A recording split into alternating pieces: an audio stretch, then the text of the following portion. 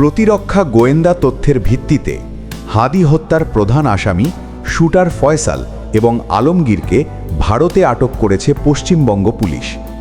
বাংলাদেশে হস্তান্তরের প্রক্রিয়া শুরু হয়েছে বলেও জানা যায়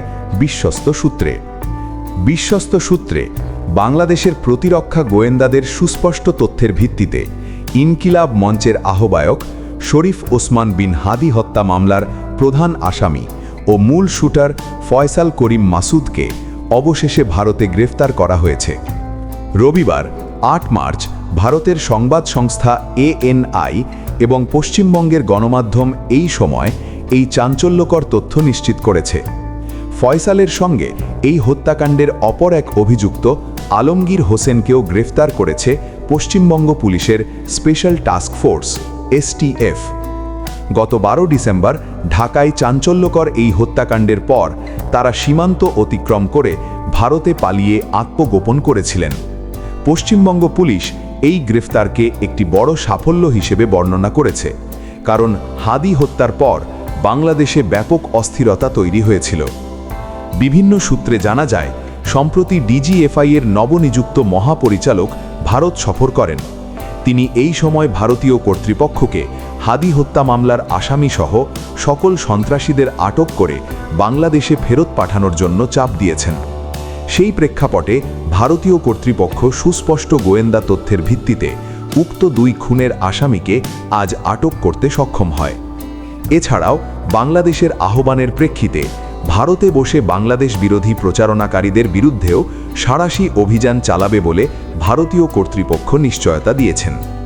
এখানে উল্লেখ্য যে গত বছরের 12 ডিসেম্বর পল্টনের বক্স কালভার্ট রোডে জুমার নামাজ শেষে প্রচারণা চালিয়ে যাওয়ার সময় মোটরসাইকেল আরোহী 2 ব্যক্তির গুলিতে গুরুতর আহত হন ওসমান হাদি। 18 ডিসেম্বর সিঙ্গাপুর জেনারেল হাসপাতালে চিকিৎসাধীন অবস্থায় তিনি মারা যান। হাদি হত্যাকাণ্ডের পর তার পরিবারের সদস্য ও সহযোগীদের গ্রেফতার করে রিমান্ডে নিলে 6 জন আসামি আদালতে স্বীকারোক্তিমূলক জবানবন্দি দেন। বর্তমানে ফয়সাল ও আলমগীরকে আইনি প্রক্রিয়ার মাধ্যমে বাংলাদেশে ফিরিয়ে আনার প্রস্তুতি নিচ্ছে সংশ্লিষ্ট কর্তৃপক্ষ। প্রাথমিক জিজ্ঞাসাবাদে যে স্বীকারোক্তি দিলেন হাদি হত্যার প্রধান আসামি ফয়সাল। ইনকিলাব মঞ্চের মুখপাত্র শরীফ ওসমান হাদি হত্যাকাণ্ডে অভিযুক্ত রাহুল ওরফে ফয়সাল করিম মাসুদকে গ্রেফতার করেছে পশ্চিমবঙ্গ পুলিশের স্পেশাল টাস্ক ফোর্স। এছাড়া গ্রেফতার করা হয়েছে আলমগীর হোসেন নামে আরও একজনকে। রবিবার ৮ মার্চ সন্ধ্যায় ভারতীয় সংবাদ সংস্থা ANI এক্সে দেওয়া এক পোস্টে বিষয়টি নিশ্চিত করেছেন। পোস্টে তারা FTF-এর একটি সংবাদ বিজ্ঞপ্তি তুলে ধরেছে। সংবাদ বিজ্ঞপ্তিতে বলা হয়েছে, তাদের ভারতের পশ্চিমবঙ্গ রাজ্যের বনগাঁ সীমান্ত এলাকা থেকে গ্রেফতার করা হয়েছে।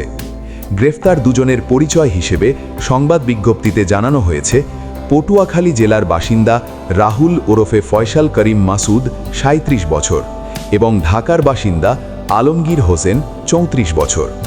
বিজ্ঞপ্তিতে আরও বলা হয়েছে, প্রাথমিক জিজ্ঞাসাবাদে তারা স্বীকারোক্তি করেছে যে তারা বাংলাদেশের রাজনৈতিক কর্মী ওসমান হাদিকে হত্যা করে পালিয়ে যায়।